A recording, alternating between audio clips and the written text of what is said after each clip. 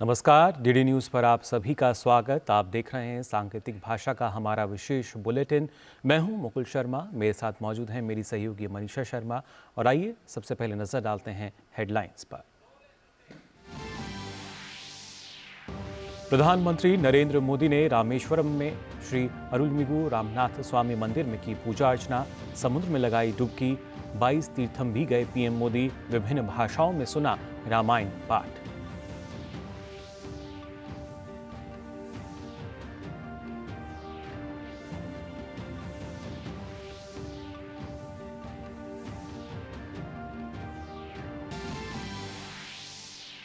प्रधानमंत्री ने तिरुचिरापल्ली स्थित श्री रंगनाथ स्वामी मंदिर में भी की पूजा अर्चना, कम रामायणम के छंदों का सुना पाठ। रामेश्वरम में रोड शो के दौरान पीएम के अभिनंदन के लिए सड़कों पर उमड़ा जनसैलाब।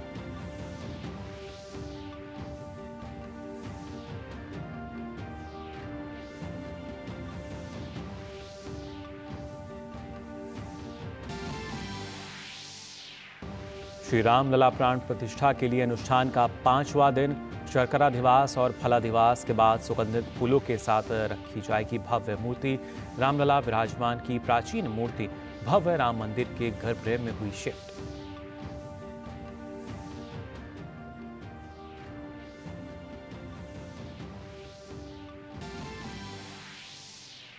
केंद्रीय गृह मंत्री अमित शाह असम के तेजपुर में एसएसबी के 60वें स्थापना दिवस समारोह में हुए शामिल। कहा, एसएसबी बल कर्तव्य निष्ठा से कर रहे हैं देश की रक्षा। पिछले 9 सालों में सीमा पर तैनात सभी संगठनों की सुविधाओं के लिए सरकार ने उठाए अहम कदम।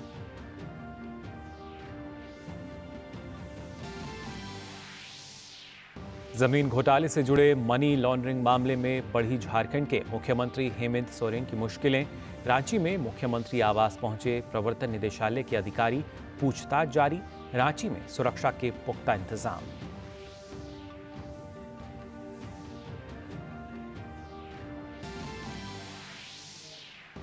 और इंडिया ओपन बैडमिंटन टूर्नामेंट के सेमीफाइनल में भारत की बढ़ी उम्मीदें। आज चिराग सात्विक की जोड़ी का मुकाबला मलेशिया के खिलाड़ियों से और प्रणॉय का सामना चीन की शियू की से।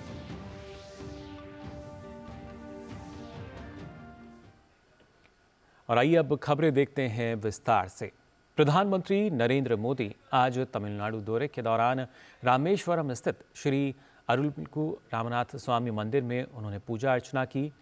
श्री रामनाथ स्वामी मंदिर में पूजे जाने वाले मुख्य देवता श्री रामनाथ स्वामी हैं, जो भगवान शिव का एक रूप हैं।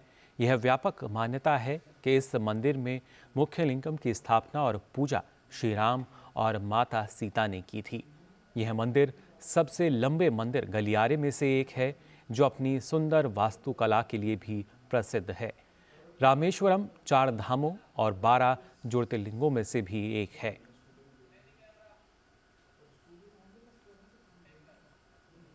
रामेश्वरम स्थित श्री अरुलमिगु रामनाथ स्वामी मंदिर के दर्शन करने पहुंचे प्रधानमंत्री नरेंद्र मोदी ने समुद्र में स्नान किया। पीएम मोदी ने 22 तीर्थों के माध्यम से 22 चरणों की शुद्धिकरण प्रक्रिया का भी पालन किया।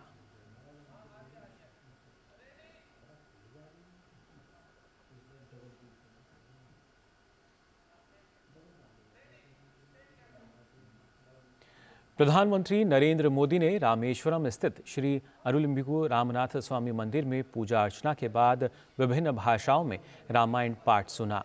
पीएम ने असमी, गुजराती, संस्कृत, कश्मीरी, अवधी, बंगला, मैथिली और गुरमुखी में रामायण पाठ सुना।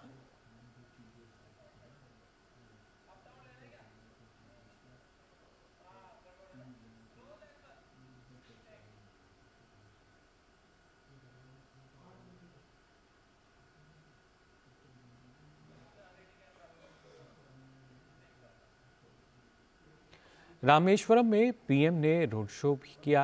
पीएम मोदी के अभिनंदन के लिए सड़कों पर भारी जनसैलाब उमड़ा। लोगों ने पीएम मोदी के काफिले पर पुष्प वर्षा कर पीएम का भव्य स्वागत किया। वहीं प्रधानमंत्री ने भी हाथ हिलाकर लोगों का अभिवादन स्वीकार किया।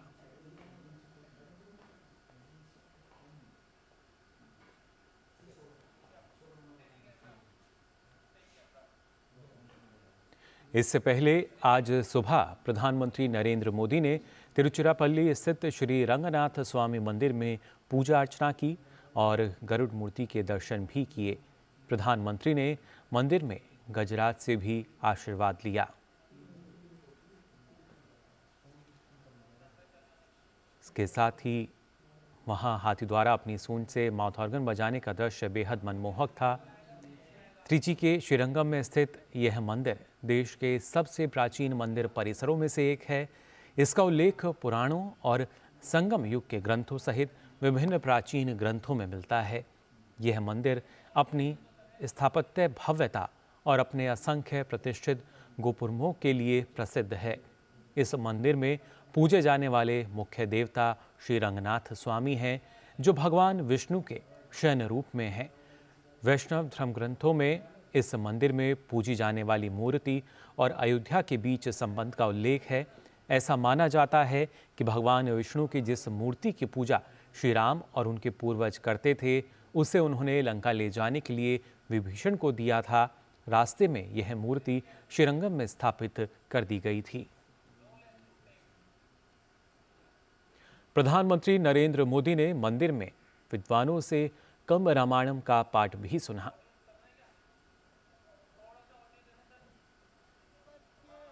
शरणांगले उलगम यावयुम तामुळवाक्कलुम शरणांगले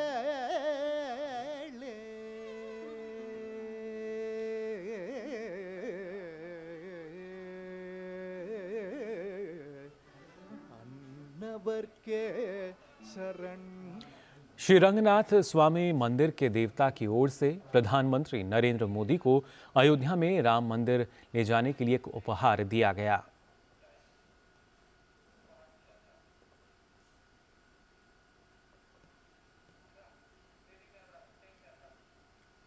उपराष्ट्रपति जगदीप धनखड़ आज छत्तीसगढ़ दौरे पर हैं। रायपुर में वो इंदिरा गांधी कृषि विश्वविद्यालय के 38वें स्थापना दिवस समारोह में शामिल हुए। उपराष्ट्रपति ने कृषि स्टार्टअप, बायोटेक और कृषि विज्ञान केंद्र द्वारा लगाए गए विभिन्न स्टॉल्स का निरीक्षण किया।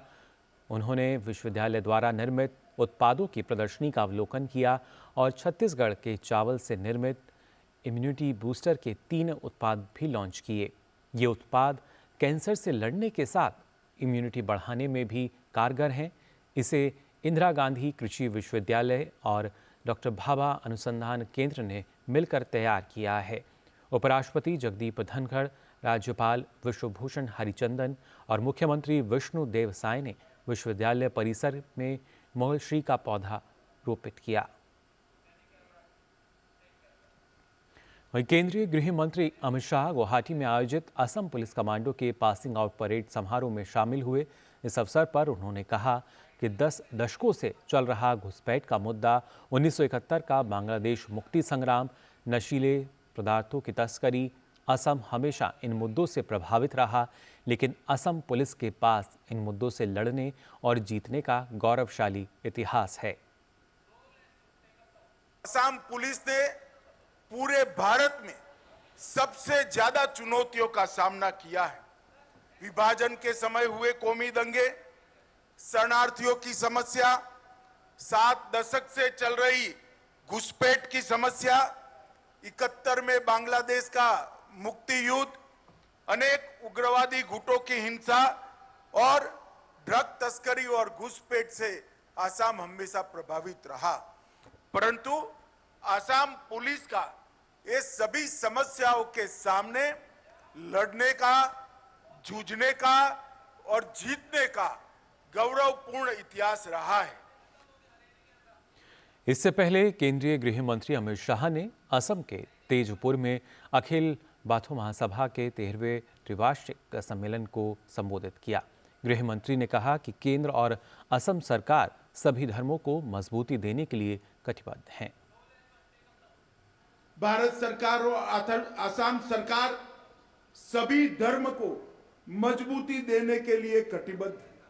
मैं आज यहां आया हूं तब जरूर कहना चाहूंगा कि आप बाथो धर्म की गहराइयों को जानिए आपकी परंपराओं का अनुसरण करिए और सालों सालों तक मजबूती से बातों धर्म को आगे ले जाने का प्रयास करिए। हमारे यहां प्रकृति से बढ़कर कुछ नहीं होता है और प्रकृति की पूजा करने वाले हमारे जो धर्म हैं, विशेषकर नॉर्थ ईस्ट के अंदर, उसके संरक्षण और संवर्धन के लिए नरेंद्र मोदी सरकार कोई कसर नहीं छोड़ेगी। सारे प्राकृतिक धर्मों के संरक्षण के लिए जो कुछ भी करना पड़े हम जरूर करेंगे। विकसित भारत संकल्प यात्रा ने 17 करोड़ प्रतिभागियों के साथ एक अहम पड़ाव पार कर लिया है। विकसित भारत संकल्प यात्रा के दौरान कई राज्यों में भारी भीड़ उमड़ रही है। ये यात्रा 36 राज्यों संघराज्यों के 782 जिलों में पहुंची है।